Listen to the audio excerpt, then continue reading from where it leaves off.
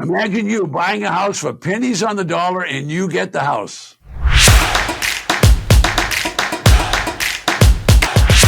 Hey there, everybody. I'm Randy. Much more importantly, this is Ted Thomas, who's a tax lien certificate and tax deed authority. Now, Ted, a lot of folks who clicked on this video may not believe what they just read, that you can actually buy a house by just paying property taxes. People don't believe this, but let me start off by telling you this. It's the law in all counties in the United States. Everyone must pay property tax. Now, what if those people don't pay the property tax? So what we're getting at is, could we buy some of these properties just by paying the tax? I'm going to show you an example of that. But let me give you the nitty-gritty. The nitty-gritty is this. The legislature of the state makes all the laws and they govern the state. They tell everyone in the state, you must pay property tax. All property owners must pay.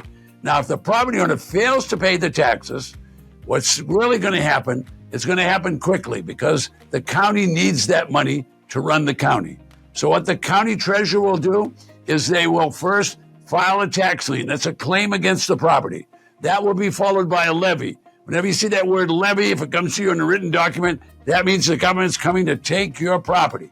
Okay, so they levy against the property. So they take the property, they push the property owner off the property. Why do they do all that? Because now they're going to confiscate the property and they're going to sell it at auction. The local county doesn't want that auction. That does not want that auction property, but they have to sell it so they can get the tax money. Now, why do they want the tax money? Because they got to pay the school teachers, the police department, the firefighters. They've got to pay the county employees. So the county is now going to sell that property. They don't care what they sell it for, but they're going to sell it for at least the back taxes. What if you could buy that property at the back taxes? Well, I'm going to show you how. Just 1 minute.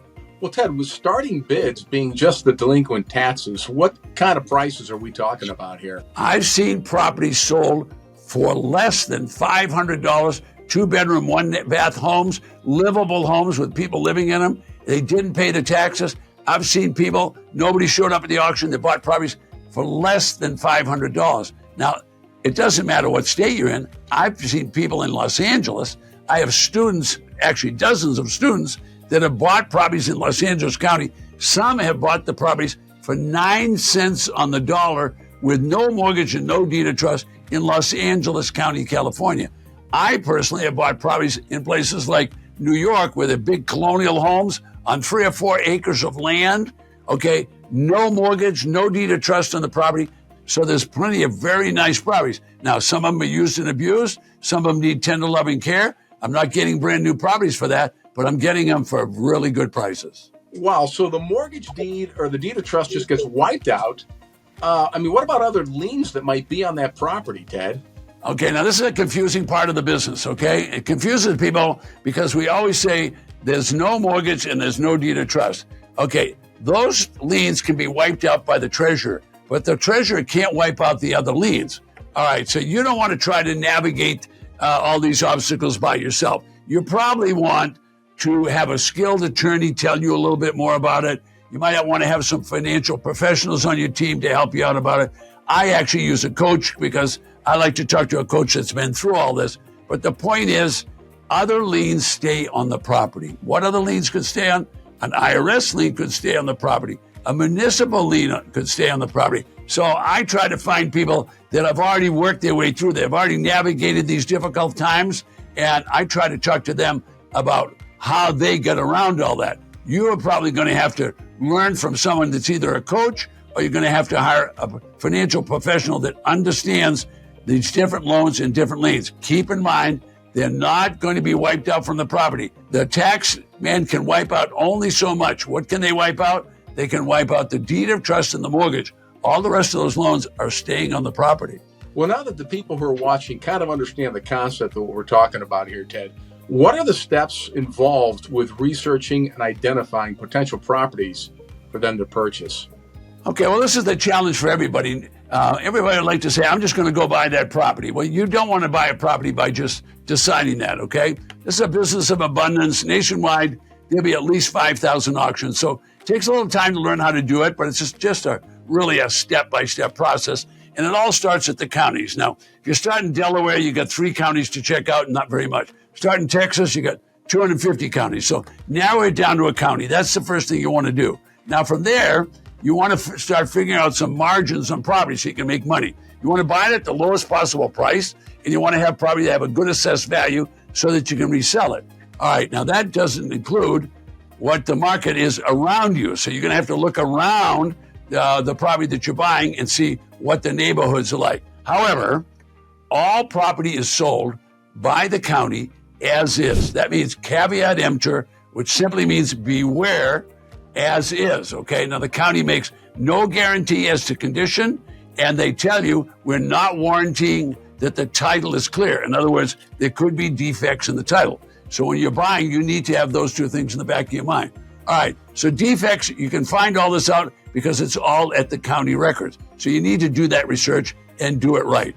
Are there any common mistakes that people make or pitfalls they should avoid when they're buying a house through a tax sale? It would really be good if everybody would ask themselves that question, because a lot of people just decide they're going to buy. They just say, I'm going to buy this one, I'm going to buy that one.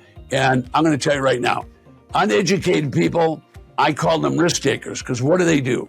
They go out and buy property without having boots on the ground, without looking at the property. In other words, observing the condition of the property or checking the title, as we talked about just a minute ago, checking for physical defects, or when they're on the property looking at it, looking at the neighborhood. What if the neighborhood is bad, but the property is good? Well, you can't fix the neighborhood, but you can fix the property. So you're probably going to have a heck of a time trying to sell that property. So you don't want to buy in bad neighborhoods. You want to buy good properties in reasonable neighborhoods. And if you can fix them, most everything can be fixed on a property, but if it's in a bad neighborhood, you can't do that. Now, many people attend an auction and they pray that they're going to get a property. Or many people never even attend the auction. They'll buy online. Okay, when they buy online, they haven't looked at the property, so they're praying it's going to be good. I can tell you right now, prayer is not a good business strategy at all. So auctions are all public. Anybody can attend, but going to look at the property is a huge thing that everybody should think of. So let me repeat, buyer beware. The auction rules are the auction rules. And I can tell you right now, if you invest at an auction and you give the county your money, you're not getting it back. There is no refund at an auction. So if the property was bad, or it had burned down, or there'd been a fire, or there'd been a windstorm or a flood or anything like that, I can tell you right now, whatever you bought, you bought. So when you pass your money across the county to the county, they're not doing any refund. It's the law that they can't refund the money.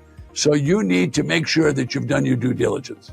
If you've been watching this video, you might have a question for Ted. Perfect. I'll tell you what you do. Just leave it in the comments section below and you will get an answer. While you're down there, be sure to like the video and subscribe to Ted's channel.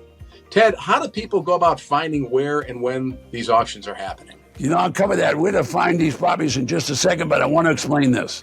Okay, folks, this is a money business. Okay, the objective here is you want to buy at the lowest price you possibly can, have enough margin so you can make $25,000 or even $50,000 on this property. All right, now I'm going to show you an example before I tell you more information about how you can get to these auctions. This example is a student that bought a property by paying just a few dollars over the taxes that were owed. The taxes were owed were $6,000. The student only paid $9,000, but the student did his homework. So as I've said all along, do your homework. What did the student do for homework? Well, first of all, the student went and checked around the neighborhood. The student bought this property for $9,100. You might want to remember that number, $9,100. All right, so that was a bargain. It was a 3-bedroom, 2-bath property. They checked around the neighborhood and they found properties that were worth more than $150,000.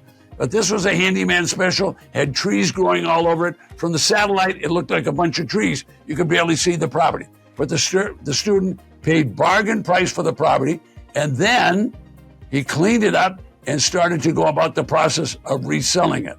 Well, if they're going to resell it, he spent more time checking in the neighborhood, talking to brokers, find out what it was really worth. All right, he's thinking a little bit out of the box. He's saying, why don't I try to sell it with a lease? Why don't I try to sell it with installment payments? All right, so they figured out the challenges to sell it, and sure enough, they did sell it. And when he sold the property, he sold it So he made more than $100,000. Now think about what we talked about. He bought it at very close to the tax value, all right, the tax that were owed, and he sold it and made over $100,000. What's the beauty of this business? You don't need a license from the governor. Anybody can learn how to do it. It's a step-by-step process. Everyone that's looking at me right now could do the exact same business. All right, now if you want to check out properties nationwide, you can go right below me. There's a map that you can get. It's called the Magic Map. You can go to the Magic Map and you can find properties in every county in the United States. You just move your cursor around. It'll tell you, as soon as you get to a white circle, it'll tell you how many auctions are going to be in that state. You can push the button and that'll take you to the different auctions. I'm Ted Thomas. See you in the next video.